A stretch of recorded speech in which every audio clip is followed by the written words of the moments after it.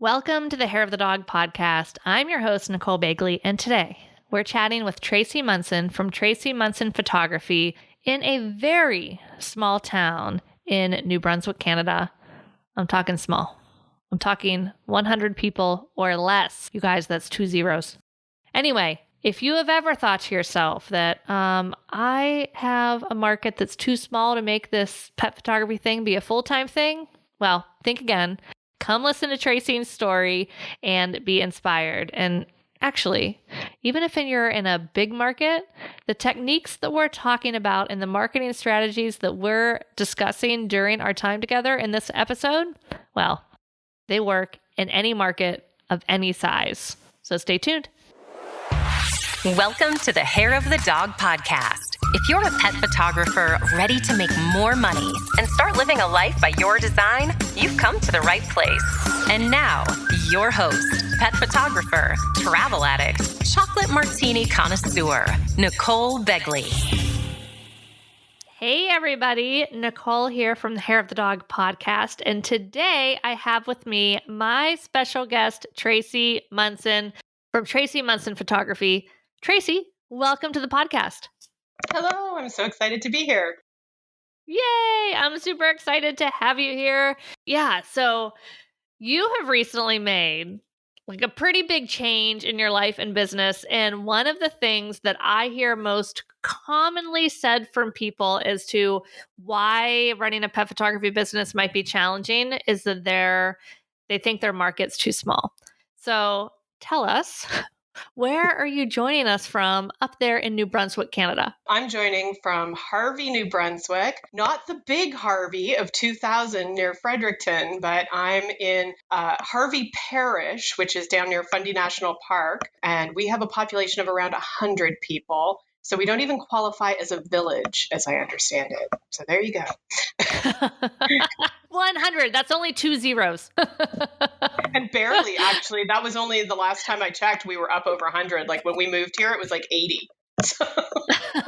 That's crazy. Your major growth going on. Yeah, that is amazing. And you have done a really great job of having a profitable pet photography business in this small town. So let's take it back though, before the move and before we'll start to get in the nitty gritty of what you did to find success in the smaller area. But maybe just tell us a little bit about when you started your photography business or what kind of got you into this pet photography world. Yeah, well, it kind of happened gradually. I was a veterinary technician for about 25 years. So I'd been working in vet clinics and stuff for about 10 years. And then I switched to working in animal shelters. And I loved that work, but I also got really burnt out eventually. So somewhere along the way, I guess around 2010, I think it was mostly because I quit smoking. And iPhones were fairly new and all the iPhone apps and editing your photos on the phone and stuff. So I had quit smoking. I needed something to do with my hands. I needed to not go out for cigarettes with my coworkers while we were on breaks. So instead, I would sit in the lunchroom by myself for 15 minutes and edit photos. And I had an iPhone 3GS at the time, which I think was 3 megapixels. The noise was terrible. The pictures were really bad. And so I started using a lot of artistic effects and stuff to kind of try to make something out of these pictures that weren't very good. And I had an Instagram and stuff. And at the time we were also fostering a mother dog and her puppy. I still have the mother dog, Becca, now. So, that all started. And within a year or so, people were actually asking to buy prints of my pictures from Instagram. These were more landscape and nature type fine art things at that time. And then it just sort of kept going from there. And then in 2012, I decided I wanted to get a DSLR and start taking pictures with a big girl camera. So I did that. And at first it was really about taking pictures of wildlife and landscapes, because for me, it was my escape from work. I saw so much bad and depressing stuff every day at work. Right. I wanted to just create beautiful things in my time off. But then within a year or so, there was a rescue that I was really close with that we had gotten one of our dogs from, and they rescued a lot of the senior dogs from the shelter that the shelter deemed unadoptable, dogs with health problems and stuff. So this rescue would take them and put them in foster homes until they could get adopted. So I really wanted to help them out. So I started doing adoption photos for them because at the time, what they had wasn't good. Yeah. It was just them, right? Snapping a quick phone photo of the dog. So I started taking photos for them, and then that sort of moved on into doing calendar fundraisers for them, and then people started inquiring about sessions with me. So this was all while I was still in Toronto. So probably around 2013 to early 2014, I was, starting to get occasional paying clients for pets, but I never really made too much of it or pushed it very hard while I was in Toronto because I was working full time and, I was tired. Right. Yeah, it's a lot of work. Spoiler alert, it's a lot of work to run a business. So, I had a business page and stuff, and I did little things here and there, but I wasn't really marketing Right. very hard or anything like that. I was happy to do a handful of sessions a year. And so, that was kind of how it started, and then just it snowballed from there. And then when I realized that I really wanted to leave that job, and we've been kind of thinking for years, we'd been wanting to escape to Atlantic Canada. Yeah. It just sort of all started coming together that then, That's fantastic. So I was going to say in Toronto, did you build your business to a point in Toronto that you were just doing pet photography as your main source of income then? Or was it kind of still part-time the whole time you were in Toronto? Oh, yeah. I worked at the animal shelter in Toronto right up until I left. I mean, Toronto is so expensive to live in. So to me, actually, like moving here to this small town was kind of the only way I could see to do this, because I couldn't really see how I could quit my job in Toronto in the big city and afford to pay rent if the business wasn't, making a lot of money right from the start. Whereas, we were able to buy a big old farmhouse out here on 6 acres, and my mortgage payments are less than a quarter of what my rent was on a basement apartment in Toronto. So, wow. That's a big difference. Yeah. So I knew we could stay afloat a lot longer here than we could in Toronto while I built the business up here. So, I mean, I'm not going to lie. The first year was not good. Right. Well, it takes some time. It takes some time for sure. And, I think that's a great potential reframe that people have. I guess it's different that you were moving to, where some people are already in, that more rural area maybe, and are kind of used to that cost of living. But if you are taking a change and you're wanting to move out of these higher cost of living urban areas to something that's, a little bit more rural, you don't have to make as much money to do the same things that you want to do in your life, because it's the cost of living can be so much less. Mm-hmm. So that's fantastic. All right. So you moved out there. What year did you guys move out there? So we moved in the spring of 2018. Okay. All right. And then started your business. What kind of was going through your head were you moving out there and thinking like, all right, I'm gonna move out here and I'm gonna do pet photography? Like, was that your number one goal when you had moved? Perfect. Okay. And then, obviously you knew you were moving to a small town. Kind of what was your strategy thinking of, okay, where am I going to get these clients? Kind of what was your headspace or strategy around that? So I'm about 50 minutes south of Moncton, which the greater Moncton area, I think, has about 160,000 people. So, I mean, still not huge, but, big enough to support me. Right. So, I mean, I knew that I'd be looking for most of my clients there. So, because we had bought a house out here the summer before, but then we didn't want to move just in time for winter. So we thought, we'll stay in Toronto and then we'll move in the spring. So as soon as we bought this house, though, I changed my Instagram, I changed my website, I changed everything to say, serving Toronto and Greater Moncton. Yeah. I started tagging my photos Dogs of Moncton, even though we weren't in Moncton yet. Like, as long as it wasn't a photo with Right. the CN Tower in the background, like, who's going to actually say, Right. hey, that tree is in Toronto? Yeah. So, Yeah. So you started doing that like SEO and yeah. Instagram or the social media stuff started to get did you get a wait list together like before you moved, like No, when you started changing that? no, not really. Yeah. It was really just, like I say, tagging things. By the time I moved here, if you searched Mhm. pet photographer Moncton, I was the top result, and I That's hadn't had a fantastic. single client here yet. Now, mind you, there wasn't really anybody else here doing just pets, so it's not like, Yep. I had, giants to jump over on for Right. SEO, but No. yeah, But so by well, the yeah, time any smaller market. Yeah. I was going to say yeah, any smaller market should be fairly open for grabbing that SEO juice, because it's not like you're trying to rank in Toronto or New York City. meanwhile, at that point in Toronto, I mean, I'd had my business for about at least 4 years, and I think I was still on like page 4. Wow. Yeah. Yeah. So, Yeah. actually, funny story there.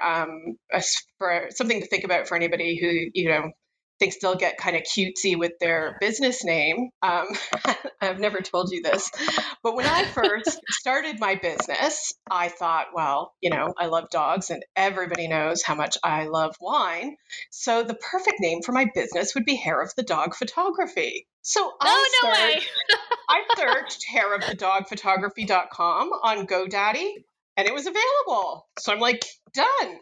Got that domain name, set up a website, got some business cards, and then someday somebody said something to me about, oh, I couldn't find your website when I searched it. And I was like, really? And so then I typed in the way people do, right? People don't type in Right. hairofthedogphotography.com. They type in hair of the dog No. photography Yeah. search.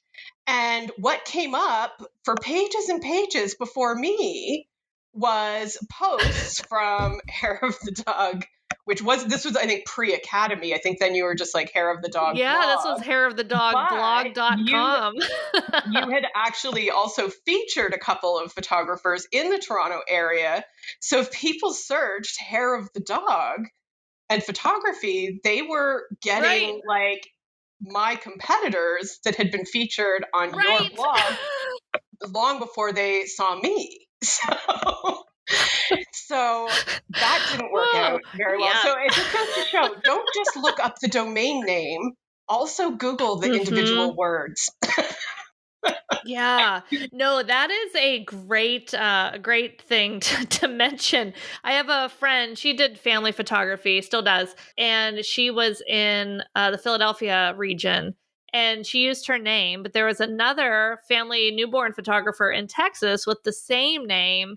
And there's only two of them, and their websites were both very clearly marked of, Pennsylvania and Texas. But they both, they kind of became friends because it's like they both had to refer back people all the time of like, oh no, you need this person over here. So yeah, and it's true that people don't type in URLs. Like we should definitely have some URLs that are easy to mention and say for people to type in, but they just go straight to Google and type in, kind of what they're looking for and then just click the links in the search. So that's a really important strategy to to make sure is working. Yeah. That's funny. That's funny. All right. So you moved 2018. You set up all your SEO, your website. That's one of the first things I did when I was moving from Pittsburgh to Charlotte too, is I started changing that. I did put up a little wait list slash kind of model call thing saying on my like Charlotte pet photography page on my Pittsburgh based still website, that I'll be moving to the Charlotte region. And when I do, I'm going to be needing models for different, location scouting, yada, yada, yada. So I had kind of a little interest waitlist form. So I started to be able to build my email list before I even moved. So that was a little bit helpful. But yeah, so you're ranked, you're doing the Instagrams, you get to the market. What was your next steps? How did you finally say, all right, I'm here. Let's start, getting some dogs in front of my lens. What did that look like? Yeah, well, it didn't, you know, it's kind of just like when I dropped out of university back in the early 90s and moved to Vancouver and then was shocked to find out that, half a degree in English got me a job stocking shelves nights at the superstore. Um,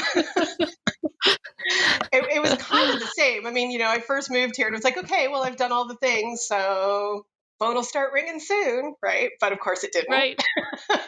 Yeah, So, right. and I mean, really meeting people was the important factor for me. So I'd been Mm-hmm. doing all the online things, but the first summer I was here, there was an art fair in Moncton that it was, it's a pretty big thing. It's in a park. It's over a long weekend. Thousands of people go. People bring their dogs to it because it's outdoors in a park. And I also, I still sell some landscape and wildlife photography. So I thought, well, I'll take along a bunch of those kind of prints. And then I'll also have a draw for a giveaway of a session to build my email list with people that are actually in the same province as me. So that was big because I mean, I still get inquiries now from people who met me at that first art fair over 3 years ago that are Wow. like, I remember you from that art fair and stuff.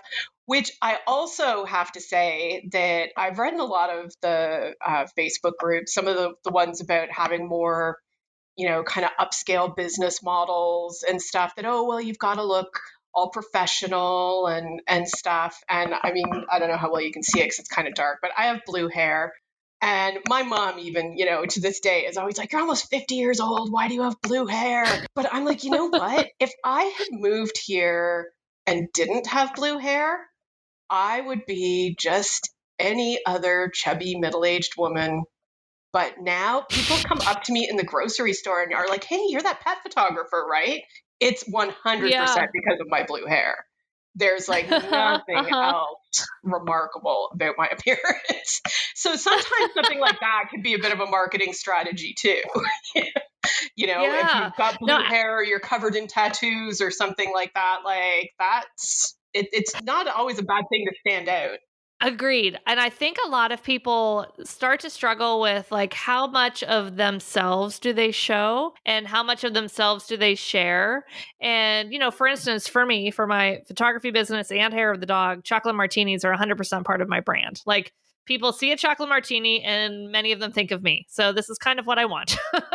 So it could be your hair, it could be, traveling, it could be your dog, it could be your cat, it could be an iguana, it can be anything under the sun. But if we kind of choose a couple of those kind of personal points of connection and share them with people and just be available in that way, then it makes that connection and people can then remember, oh, right, I remember you from that art fair 3 years ago, which speaking of, I would love to know kind of because I think a lot of people tend to get over analysis paralysis with the idea of having an art fair table. So can you tell us kind of what you did to prepare for that or what you had at your table? Because I think some people think you need to rent out like 4 booths with living room furniture and make it like this whole big amazing spot. It was really pretty Yeah. thrown together. Yeah. Um, Yeah. you know what I got, like I say, I had some landscape and wildlife prints. So I had them just sort of hanging from the walls of the tent with chains, like 2 chains hanging Uh-huh. down and little S hooks to hang the Yeah. pictures all over the tent. So it's just like the walls. Was it like the plastic walls of the tent and then Yeah, that I in just front hung of them it? Okay. Yep. from the From the frame. bar. I rented a Yep. booth with a tent. Like I don't have an event Okay. tent, right? So Yep. yeah, we just hung them from the metal frame. And then there was a table at the back that I brought along a monitor and had my iPad playing a slideshow. I had an easel at the front with a big print of my 2 dogs. Mm-hmm. And then, a sign saying that I was giving away a pet session. And mostly my partner Graham came with me too. And I mean, we just basically, like, for the whole 3 days, everybody, well, I mean, at times when it wasn't super crowded, but when people walked by, and certainly if anybody walked by with a dog, we were like, Uh-huh. hey, are you interested in a pet session? Hey, do you have any pets at home? We just talk to people, and I'm pretty introverted. So like, it wasn't easy for me to do 3 days of that. Right. And I was actually saying just very recently, because we did that one the first year, then we did it again the next year, and then we did a big Christmas one. And I got quite a lot of business between those three art fairs. And then, of course, the next couple of years, everything was off. And I Right. was just saying, I'm kind of glad now that I'm sort of at a point where I maybe don't have to do art fairs anymore, even when they do Yeah. come back. But it really was instrumental, like forcing myself to do that in the beginning, because that very first art fair, so I think the first one, I wasn't even selling anything like session vouchers. All I was doing was collecting email addresses for a draw. And Yeah. at that one, I met this local groomer who had 4 dogs. She wanted a photo of her and her dogs on a white background, and she wanted it to hang in her grooming salon, big. Uh-huh. And she really wanted it on a white background because she had a photo of an older dog that had since passed away on a white background that she had gotten done when she had lived in another province years before. She could not find anybody in Moncton who would have more than one dog in their studio. Oh, wow. So, and You're I like, was like, yeah, well, I know someone yeah. You're like, I can do that.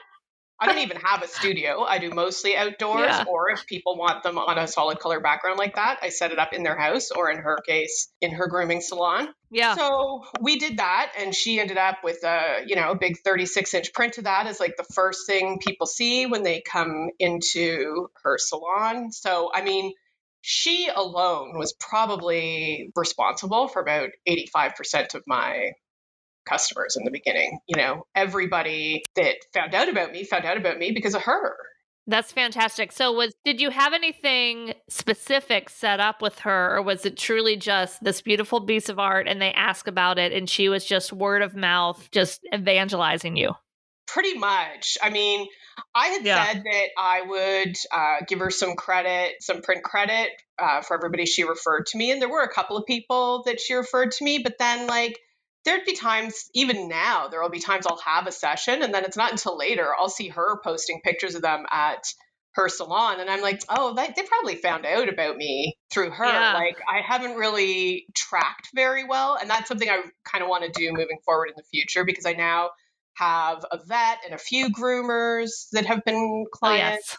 Yeah. So I need to start, putting that on my form or something, so I know where these referrals are coming from, so that I can do something to reward them a little bit better. But yeah, I mean, that was instrumental, but it's all just because I took the chance and went to this art fair at which I sold nothing. Like, Mhm. I didn't sell a single one of Right. those landscape prints or anything that I took. They did get people in the booth. People were like, oh, that's beautiful. And hey, is that in Fundy National Park? Oh, is that here? It got people Okay. Yeah. talking, but I didn't Uh-huh. sell any of them. But, all of my business in the first year or so probably came from that one event. Right. That's a great thing to remember too, because I think a lot of times we're really quick to judge whether a marketing venture was a success or not, or a failure, and label it as such.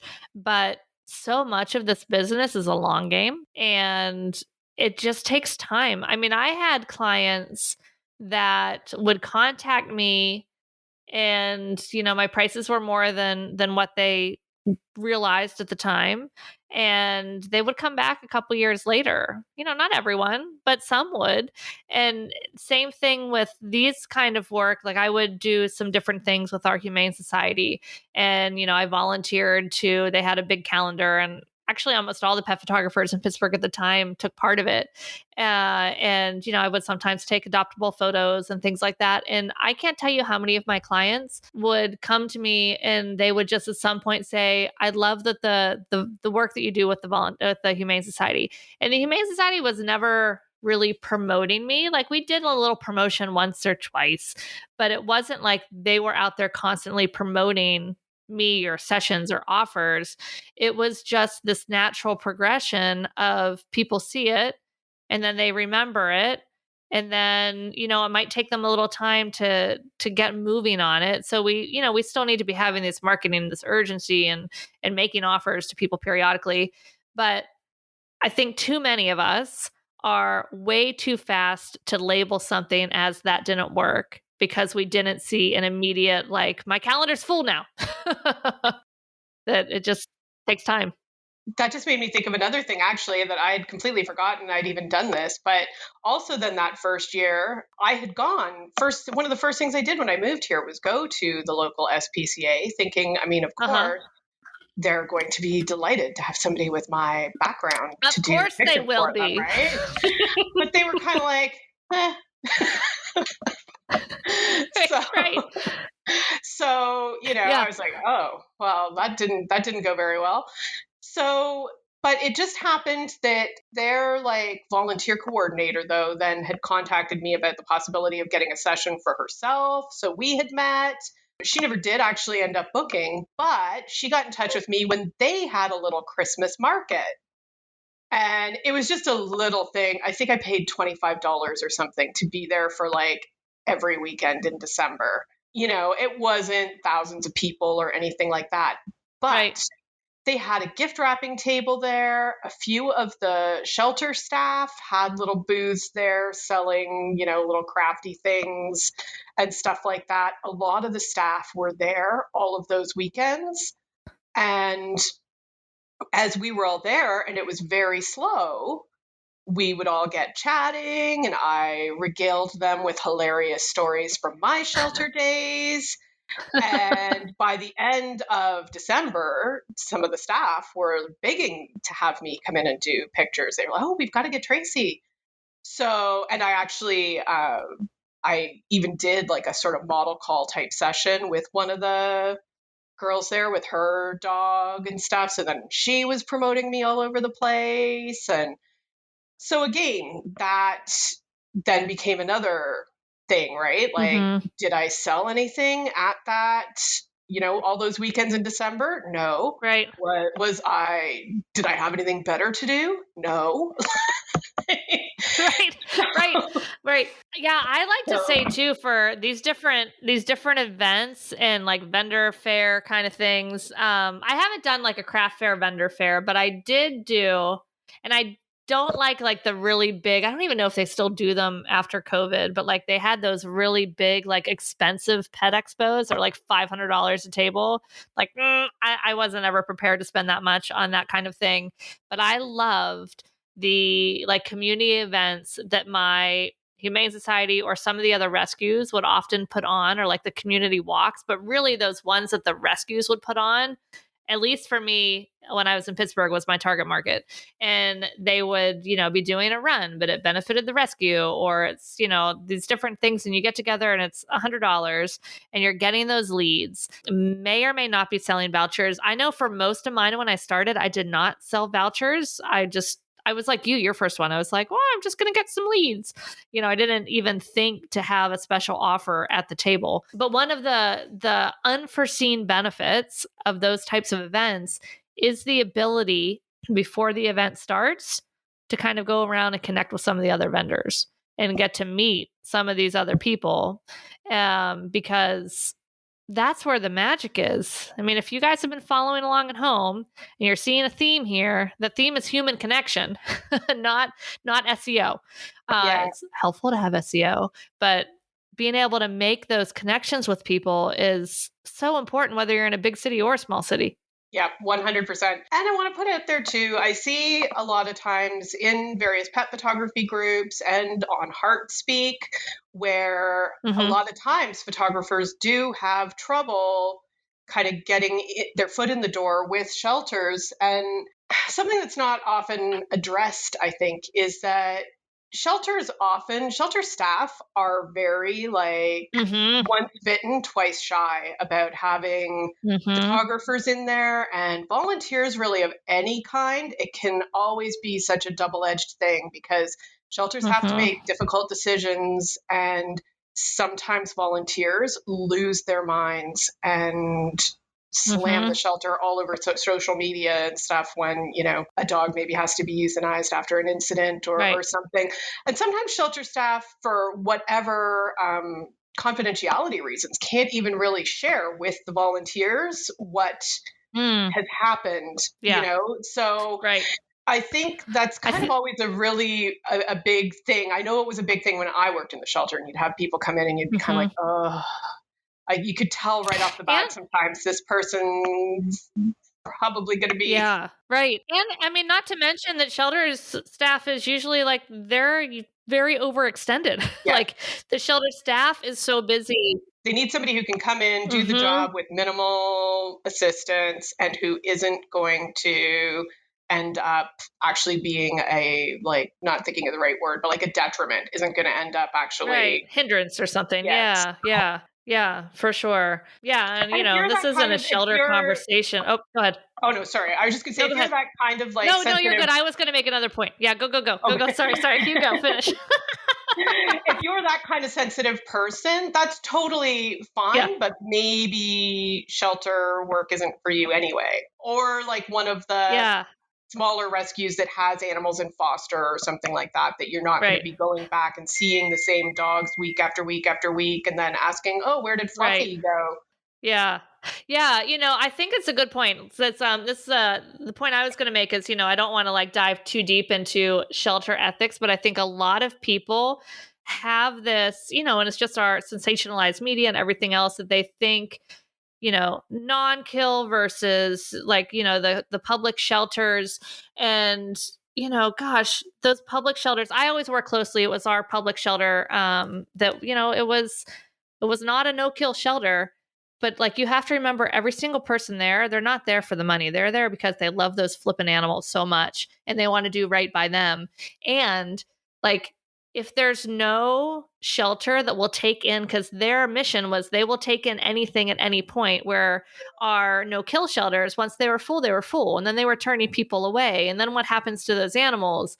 And so as with anything in this world, there is no black and white. It is all a very, very deep shade of gray. But I think it's important, if you're going to be working with these different shelters, to remember that the intention of all these employees and the mission of the shelter is to help these animals. It's and, true. Sometimes, looks Shelter differently. employees are very, very mistreated by the public. Like, yeah. and often even by other rescues. That was one of the things that really started to get to me in sheltering, was just the way that these different groups that have the same, they have the same goal, and yet would just like tear each other apart. And it's like, well, why? Like, obviously, like you say, none of us are here for the money. Right. Yes. Yeah. So, depending too, and, I think some people start to think, oh, I do want to give back. I do want to help with the shelter. And they run into these walls, whether, the shelter's too busy, they don't have a strong volunteer program in place, or the volunteer program doesn't include like photographs and things like that. They don't have policies in place with that. Or for whatever reason, they're getting the runaround. A, don't take it personally. The shelter staff is overworked. B, check with there's got to be other rescues in your area too. I know I've loved my work I've done partnering with some of the bigger rescues, but when I've done marketing promotions, I have found that the smaller rescues, it was more successful for me, even though it went out to a smaller number of people. Their supporters were like, just what's the word I'm looking for? Passionate. They loved this. Yeah, passionate. They were so passionate about that rescue. And because it was a smaller rescue, they had a much smaller budget. So my, $500 or $1,000 contribution to their budget was a much bigger piece of their pie than, one to the county shelter that has a $2 million budget.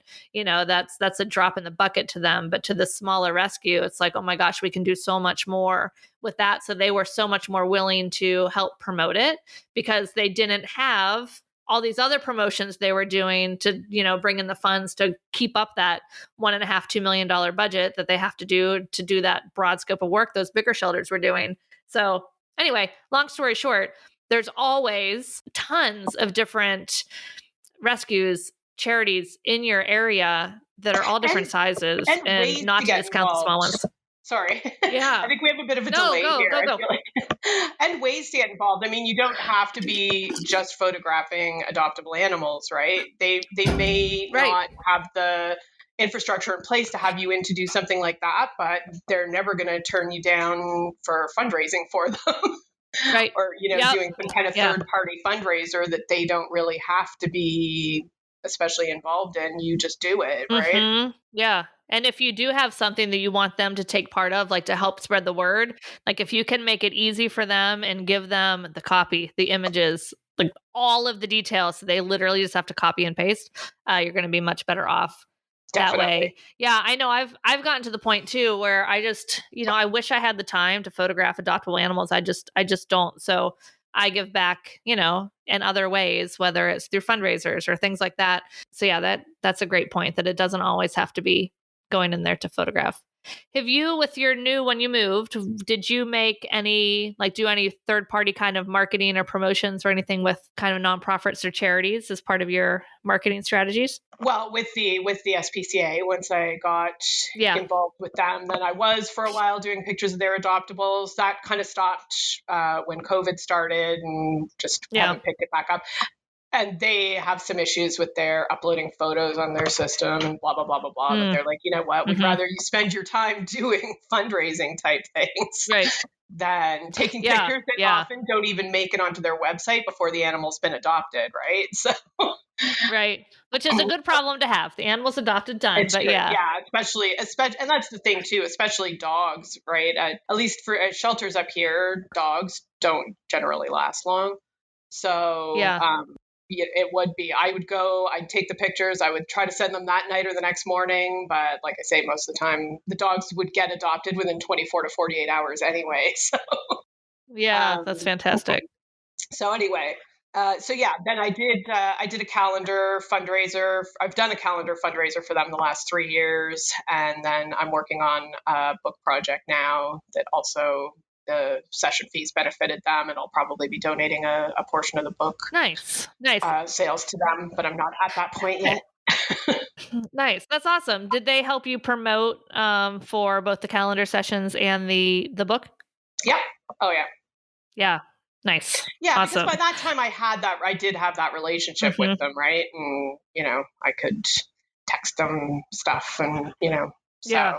Yeah. Yeah. And, people out there too might be wondering, how do I start to make a relationship with these people? And one of the easiest ways, you could definitely volunteer. One of the easiest ways that also becomes a marketing strategy. I don't know if you had done many silent auctions, Tracy, or if they're popular up your way, but, I found that's the easiest way to kind of get a foot in the door at any of these charitable organizations. If they're having a gala, whether it's now virtual or back before COVID in person, where they need things for people to auction off, so you make a donation of the session fee. I would always do a straight flat voucher amount that was decent amount, so $375 to $500 voucher. But I was always very secure in knowing that that even if they get that, most of my clients are going to spend my usual $2,000 to $3,000. So you could just do a smaller voucher amount, say your regular print's $125, make it $150, so it's a little bit over. But anyway, sorry, long story short, I say that a lot. I go off on tangents because I want to give people all the information. By offering, getting in touch with them and saying, hey, I'm a pet photographer in the area. Do you have any fundraising galas where you need auction donations? And offering that auction donation is a great way for them to start to build a relationship with you vice versa, get to know that development director. They can then introduce you to other people. If you're how else can I help? Can I chat with your animal care staff, see if I can volunteer with them, or photos, or who do I talk to? And then getting to know that development director, if you ever wanted to do that third party kind of marketing thing, whether it's that book or a calendar, or I would do session fee fundraisers in the past, where it's hey, let's promote these special session fees. So it was a special offer, better than what they would get if they just went to my website. And the shelter would help me promote it, and they would get a portion of each session fee booked. And, it was just an easier way. I think if I would have just called up a shelter that I had no relationship with, and I said, hey, I want you to promote these sessions, and I'm going to give you a kickback from it, but you're going to get a fundraising on the back end of it. That's a big ask, because they need to know you, like you, and trust you, because when you're recommending somebody and partnering on this joint marketing partner, like they're putting their brand collateral behind you. So they need to make sure that they trust you and you're going to do a good job for their followers, because the last thing they want is that they promoted you and then you don't do a good job. You just take the money and run or whatever, and then it reflects poorly on them. So getting in touch with them in these different ways, I think, just opens up the door for these relationships and so many more marketing opportunities in the future. Well, and it's the same for your clients too, right? It's that like having several points of contact often before they're going to book. Like when I started my book project, I was amazed because it sold out basically within 5 days. I had planned to have the registration period open for 2 weeks. Wow. I thought, oh, well, I just wanted to make sure I had at least 30 animals in the book. And I thought I'll have it open for 2 weeks. And then if I have to, I'll open another couple of weeks in the summer. I'll do another registration period. Within 5 days, I had 46 people sign up, over 70 animals. So, and then I was like, well, this book is going to weigh 100 pounds. But so I just cut it off there and thought better to keep some people sorry they missed it for the next book. So that was great. But the thing I noticed is like probably 70% of the names in that book, of the people who booked it, some of them were repeat clients, but a lot of them were people that, I've been interacting with over the last 3 years on Instagram. We have been, commenting on each other's photos, maybe even messaging occasionally. Some of them have inquired with me about sessions in the past, but then not booked for whatever reason. But having a deadline, having something to book, that reason to book now was what it took to get them. But it's also all those points of contact that we've had over the years that made them do it, right? If the first time they saw me was when I was promoting the book, they probably wouldn't have signed up for it. Right. Probably not in 5 days, having that many people book in 5 days. Definitely having that little bit of relationship prior. But I also want to put out there too that being expensive is also kind of good that way, because when you're expensive, people want what you have and they value it.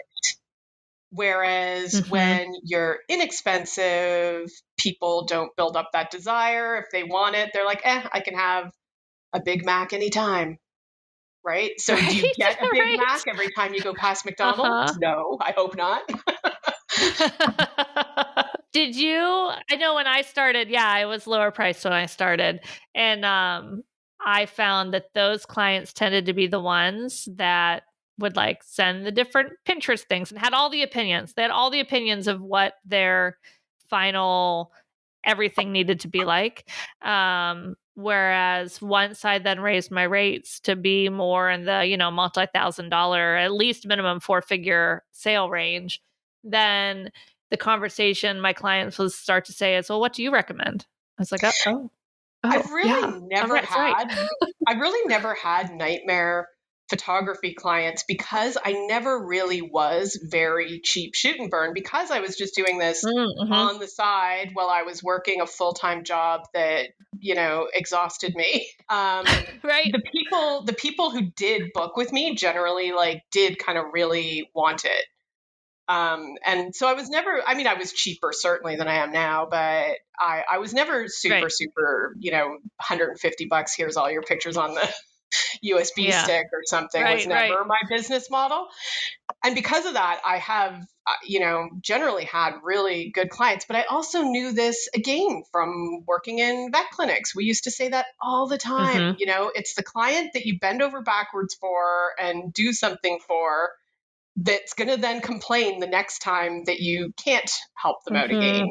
It's the squeaky wheel gets the grease thing is something that actually kind of really bugs me. It was one of the things that really bothered me working in those kinds of businesses. So now I get to pretty much just avoid having the squeaky wheels because I can weed them out pretty fast when they inquire. Right. And you can stand by your policies. Yeah, I had found not every time, but a lot of times if I would bend a policy for someone especially someone that like came in kind of last minute to my photography business, almost always regretted it because like those policies are in place for a reason, right? So trying to think of like different things where, you start to feel like the empathetic part of me is like, oh, your dog is sick. Okay, yeah, I'll change my policy. Okay, we'll squeeze you in. Oh, this or that, and it just starts. I don't know. I don't know. Like I said, it's not all the time, but definitely I would recommend being wary of bending different policies like that. Just randomly. If I go into a shop and there's a blouse on the rack that I'm like, oh, that's really cute. I like that. And I pick it up Yeah. and it's got a sale tag on it. It's been marked down several times and it's $5. I'm Yeah. not going to buy that blouse. I think Yeah. there's something wrong with this blouse. Right. And meanwhile, if that same blouse was, I don't know, let's say between $20 and $80, I'd probably buy it Yeah. without a second thought, depending how much I liked it. If it was a Right. couple of $100, I would have to really love that blouse. But you can bet if I did love it enough to buy it, I would feel like $1,000,000 every time I wore that blouse. I would wear it for special occasions. I would actually like hang it up in the closet, not just throw it in a pile on the floor. If it said hand wash, I would hand wash it. That is the biggest testament right there. But they could be the same blouse because you know what? I don't know anything about blouse manufacturing or fashion or textiles or whatever. They could be the same blouse because the only way I know how to value it is by how much it cost. Wow, that is a great comparison. Not only does it affect how much I value it, but it will also affect how much I enjoy it.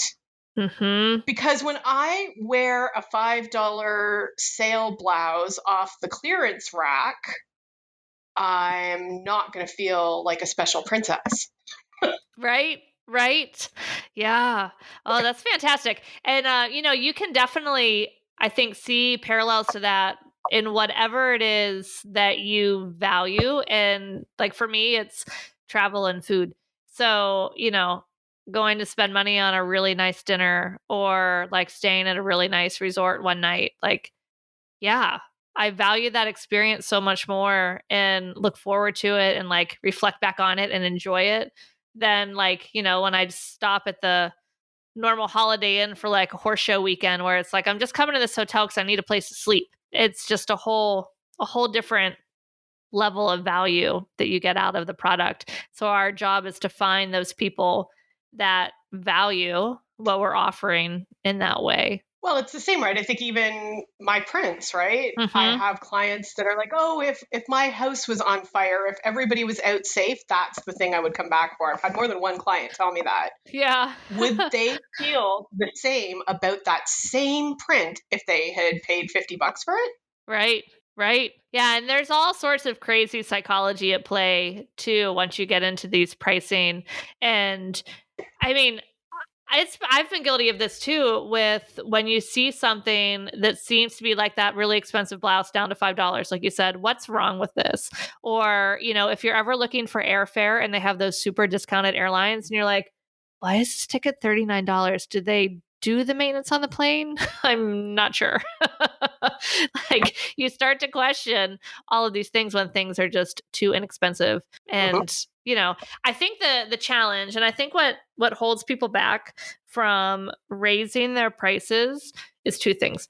I think number one, it can be, as the artist, a total just mind game of worthiness and if our work is worthy or not. And we're always so hard on it, much more harder on our own work than anybody else's. And so we start to get in this like, oh, I'm not worth it. I'm not worth it. I can't get this. There's no way I can command this. This is crap. Which, if you guys are out there feeling that way, the best way to kind of start to get over that is to just really ask a valued opinion from someone that knows what work is sellable and can give you some honest, direct feedback on your work. Because I find that when people are asking that, generally, if they're asking that, their work is fine. it's the people Sometimes that it's crazy good. right, I know. It's usually like beautiful. I'm like, yes, it's gorgeous. But like if you're asking yourself that question and thinking it's not good enough, 9 times out of 10 it is, or it's like knock it out of the park, beautiful, but you're just being way too hard on yourself. And then the other end of the spectrum is I see people that, maybe their work does need some basics still, like the white color might be off or the white balance or the exposure or something like that. But they're just like, yeah, great, it's good.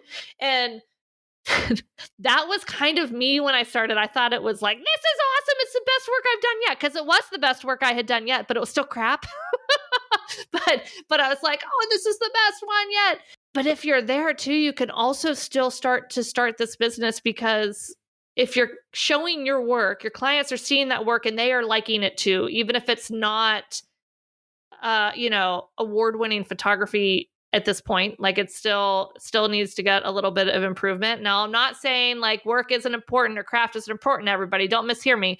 You always want to improve your craft, and we want to make sure we're selling, good, technically correct work. But yeah, I started, oh, Tracy, I look at some of my first photos and I'm like, oh my God, someone paid me for that. And I kind of feel bad and I want to go reshoot them. Yeah, I'm glad my early photos were rescue dogs. So oh my goodness. that I wasn't getting paid for. But you know what? The thing too, competition has been very, very good for me. Like doing not competition as in local competition, but doing competitions has been really good for me. Like print competitions. For overcoming that imposter syndrome and stuff like that. But competition and client work are two very different things anyway. In fact, I have images that have won big awards that aren't even ones the clients picked. Right. Was it client work? Was it work that you had shot for the client? Mm-hmm.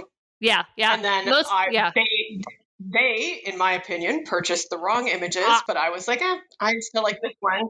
This is the one I'm going to enter in competition. And then it, wins all these awards and stuff. Yeah, right. Most cases, maybe it's one they got. It's still in their album, or, they've got an 8x10 in their folio box or something. Yeah. But in almost every case, the one that they pick for their big piece of wall art is almost never the one I would have picked with a competition eye. Yeah.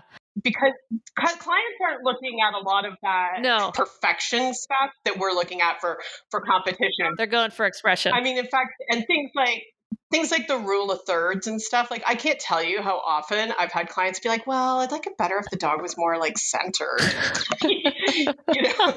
They don't care about those things. They don't want the dog off center necessarily. They don't want it to be all artsy. They just want it to be a beautiful picture of their dog. Yeah. Which that doesn't mean we shouldn't still create the artsy. I still create my rule of thirds, negative space. But yeah, it is funny. I do find that a lot of my clients, like I have a couple images in there. I'm like, yes, this is the one. This is going to look amazing, big on their wall. And they're like, man, I like this one. I'm like, what? Really? No, you're supposed to like this one. Oh man. Oh my gosh. This has been such a good conversation, and we could go off into like a whole entire rabbit hole on like print competition and all those other things, but maybe I'll have to have you back on a future podcast. We can talk all about that rabbit hole. But Tracy, thank you for sharing all this.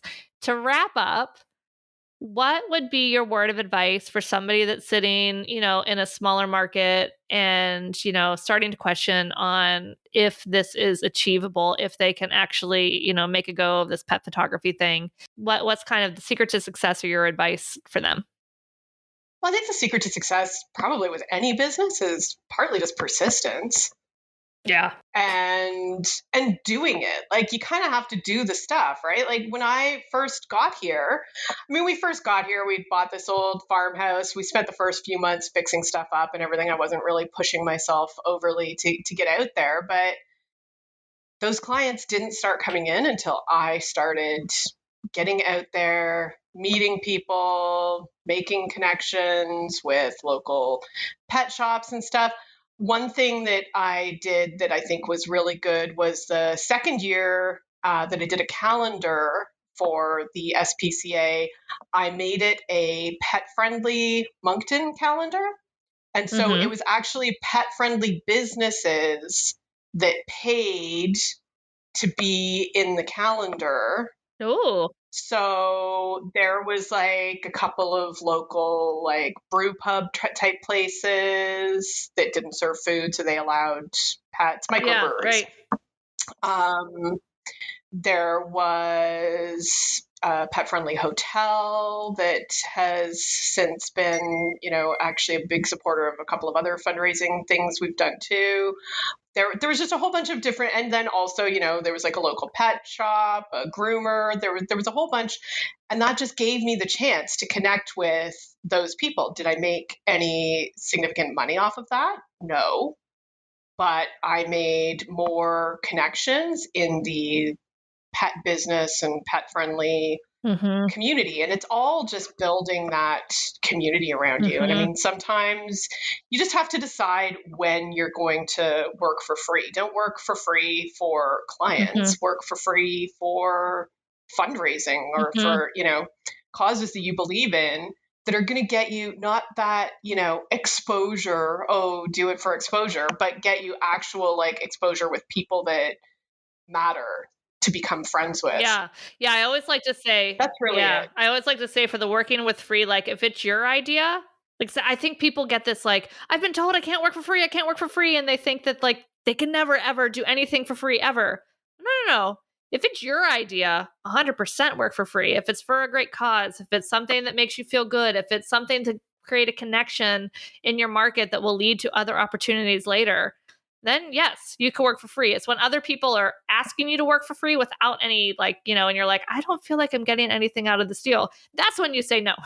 Exactly. But there's definitely still places to work for free. I also love what you said too about, just doing it and it gets easier over time. Um, that is huge and so, so true. I mean, just think back to your first art show fair versus like your third, because I don't think any of us, even if you're like a crazy extrovert, think that like, oh yeah, drop me off in this crowd. I'm just gonna like small talk and get people to like come sign up for stuff all day. Like, no, unless you're a psychopath, that is really not fun for any of us.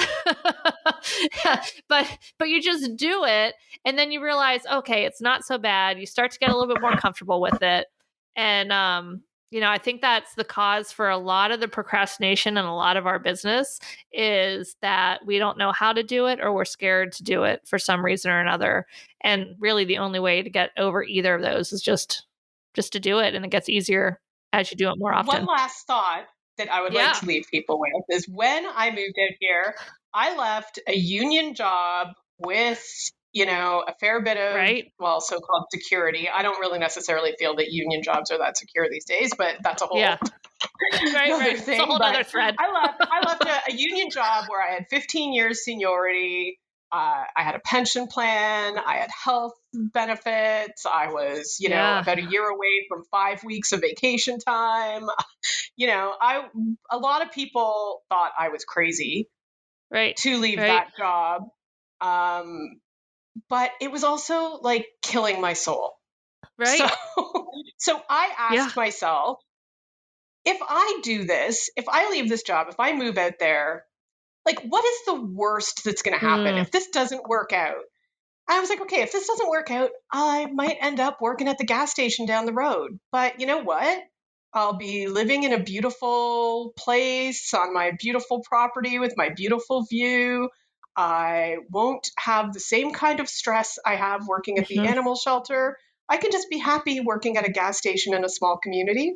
Yeah. I have no problem with that. I was like, am I going to die? Like, if I do this, am I going to die? No. And then I thought, what if I stay? What's the worst that can happen? Oh. And I Mhm. realized that I was way more afraid that 5 years from now I would still be there than I was of virtually any outcome I could imagine from taking the plunge and moving. Wow. Those are great questions.